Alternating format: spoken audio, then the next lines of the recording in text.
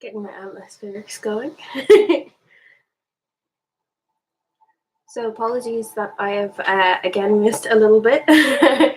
I was having a bit of trouble with my speech over the last 2 days, part of my FND, so every so often recording is a little difficult, but like I was also busy, so that's my excuse and I'm sticking to it. So today I actually have two beautiful routines to go through, especially a mudra and a lovely essential oil. But I'm going to tell you first that I decided to do something new.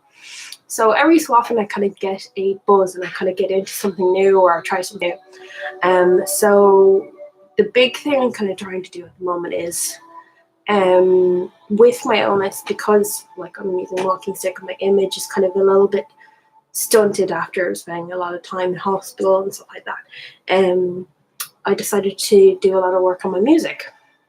So I have a set of bongos, I have maracas, I have a Tibetan singing bowl.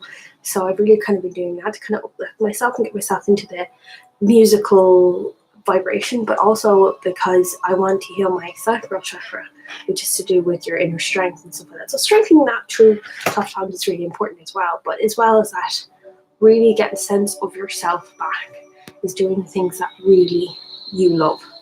The things that you will go, wow, I feel like myself again after doing that. And even if it's like listening to heavy metal or doing whatever it is, sometimes that's what you need to do to get back to your safe space. As well as that, I've decided, I went to our local library and I decided to start learning a little bit more.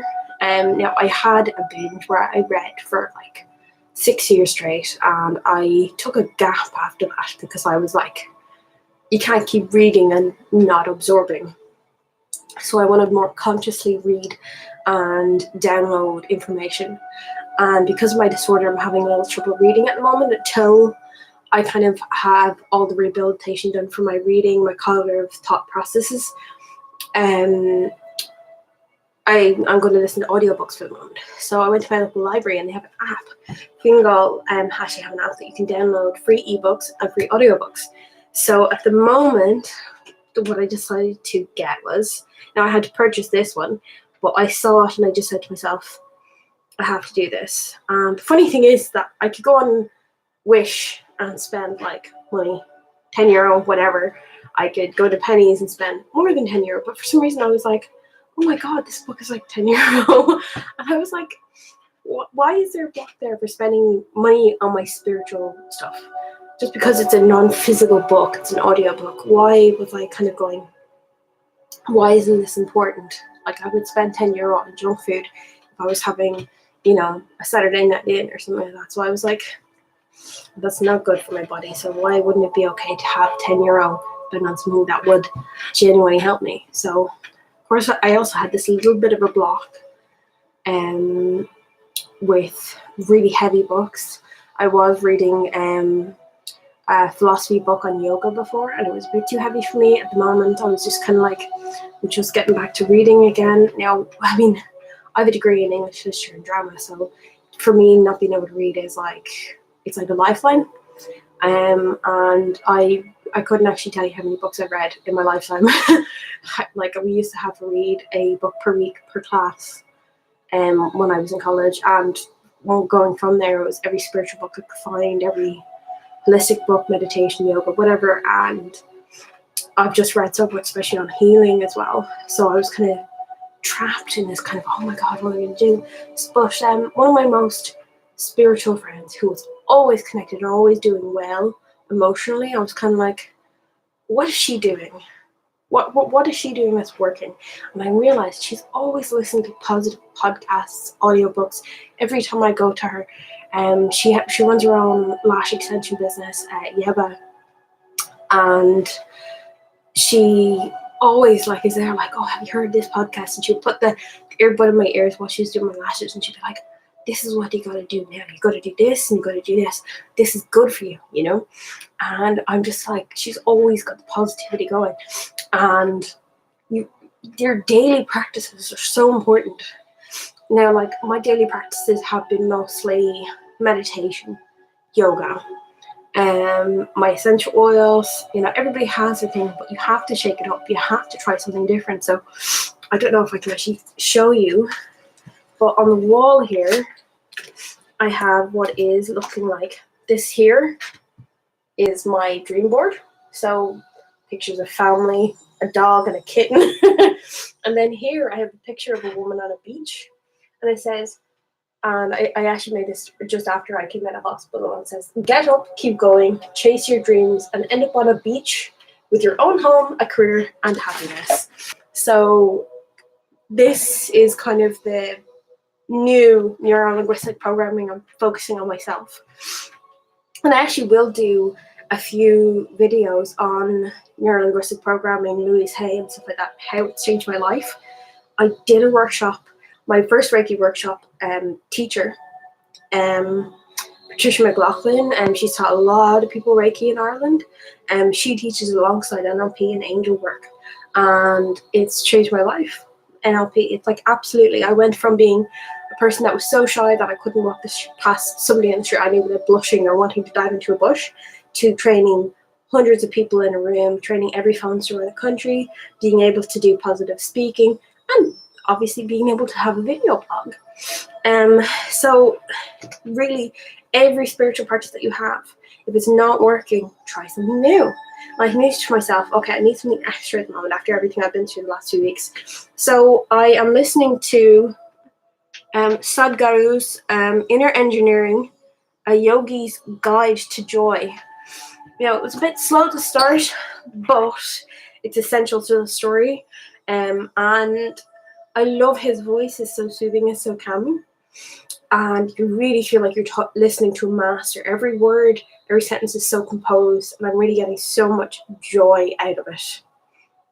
So I really recommend the book. I'm only a certain amount through it, but I know that when I finish it, I'm going to feel more in the mindset, and even being around the vibration of a master will raise your energy. Listening to his words, his consciousness, his physicality, so his vibration that comes through his words will raise your vibration. So again, being around mindful people, being around positive people, going to meditation classes, just purely to be around that energy, not to be a psychic vampire or anything, but just even essentially being near it is better for you. Like going to the forest is better for you. Like going to spiritual places is better for you. So that is basically what I'm doing this week. So one audiobook a week is what I've decided to myself, which isn't too hard because you've got about half an hour before you go to bed where you need to relax. And it's a really good way to kind of bring yourself back into focus on you, on your path, on looking introspectively through, about your day and stuff like that. So I really liked the idea of getting the audiobook, and I really enjoyed it last night listening to it. So I'm going to go on to the essential oil of the day. Sorry, it is very hot here today, and it's very humid, but it's like rainy as well, so it's horrible weather. So the oil of the day today is Aborvitae. As you can see in the description, Aborvitae is very rare oil. I'd never heard of it until I started doing doTERRA. And it's called the oil of divine grace. Normally the things I pick are normally quite cyclical. Sometimes towards my path, sometimes towards people who might be listening. But they're both empowering this week, or today. They're both empowering, connecting to your divinity, your inner strength, which I love. And definitely I feel stronger even being in the vibration of Sadhguru. So Aborvitae insists individuals who believe or act like all progress must be made through struggle and solitary effort. Instead of trusting in the divine, these individuals unconsciously block divine aid. Oh my God, I need divine aid. Choosing instead to live by their own efforts, Aborvitae addresses the need to control one's outcomes in life. It invites individuals to live with peace and joy by trusting in the abundant flow of divine grace. I love even how this book is worded. Everything that is described is so beautiful and flamboyant. Aborvitae is also a grounding oil which teaches that divinity is all around us. God's grace can be felt and experienced here on earth. It is not distant or separate. God can help us find balance in our lives and know what we should hold close and what we should release. Aborvitae's Latin name means to sacrifice. This oil invites individuals to sacrifice their personal will and ambitions for a far more fulfilling way of living. By surrendering to God, the mind relaxes and the soul experiences harmony and peace. Aborvitae teaches that true strength comes through emptiness or willingness to receive God's strength. It asks individuals to relax, take a deep breath, and trust in the flow of life. Aborvitae assists the soul to live effortlessly by divine grace. Wow. Oh my God, what a beautiful oil. Emotions addressed: willful struggle, excessive effort, distrust, rigid, fearful, and need to control. If you actually look at one of my other videos, I actually talked about trying to alter your ego and trying to reduce it. The Muhadin Mudras has not come up yet, which is my favorite mudra. But that one is for filtering the ego. And basically, filtering the ego, that conscious thought, I need to have money, I need to have this, I need to have that. These kind of essentials, Aborvitae kind of helps you, assists you in going, no, that's not what you actually need. What you actually need is security, you need a sense of home, you need something else, something deeper, not just the shoes that you saw in the shop the other day that I keep thinking about. I don't need them. I need the sense of feeling confident about my feet. Much deeper, isn't it? So everything that you do, all of a sudden you're attaching to your divine self, your Aborvitae self, basically. So I actually love that. I'm actually ordering some oils next week, and I'm putting Aborvitae on the list because it just sounds beautiful. I have frankincense there, and that's also a very divine consciousness kind of oil. I love putting on my third eye. Anything to do with divine, put on your third eye before meditating, and it's beautiful. So you're gonna love this mudra for today. Your hand movement. This is called a Kubera Mudra. I don't know why Kubera sounds like it's like a warrior pose or something like that. I love warrior poses in yoga. You feel really strong and empowered. But this looks brilliant. It looks really, really strengthening. Kubera Mudra is dedicated for Lord Kuber. Also gives fulfillment and wealth. It is also called Wealth Mudra. Ooh, wealth. Everyone knows wealth. Leads to complete relaxation, confidence, and peacefulness of mind. Develops concentration power. So beneficial for self-confidence, brain, and relax, basically. I love that. So I definitely need concentration power at the moment, obviously, because my brain is a little bit all over the place at the moment with my disorder. I have a neurological disorder, so bringing anything to that, like yoga, is shown to be nearly 80% stronger than most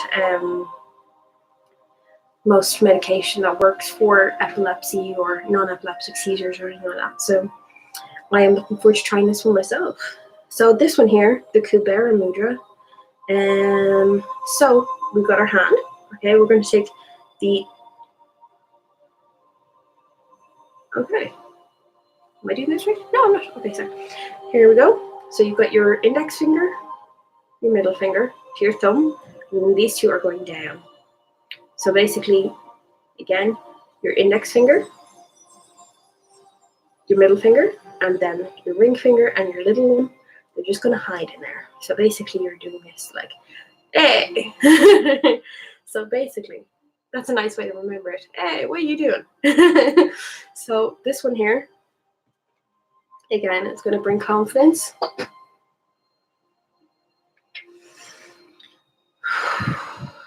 Confidence, bring my way, bring me lots of wealth.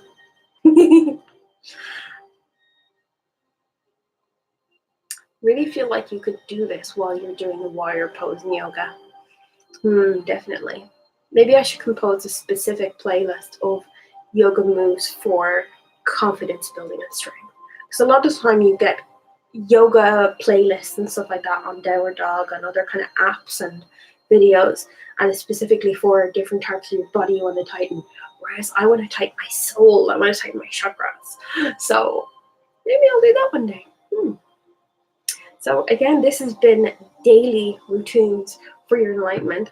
I hope that you choose something new this week that you decide to incorporate into your daily routine, because it really is a refresh. Do a different meditation that you normally don't do. Do one that possibly scares you. Oh my god, a risky meditation. How bold are we? Do a bit of yoga that you think, might challenge you a little bit. I finally got to do the plank last week, which really cheered me up because I've lost a lot of feeling in my left arm, my left leg. But with willpower, you can do anything. You really don't believe that you do things in your head sometimes, and you have to go. But I don't know until I try it. Just try something new. Go on Google something new. Try something new. Try a new mudra. Go through my playlist. Try a new essential oil. Be bold, be daring, and be yourself. Namaste. Have a good day.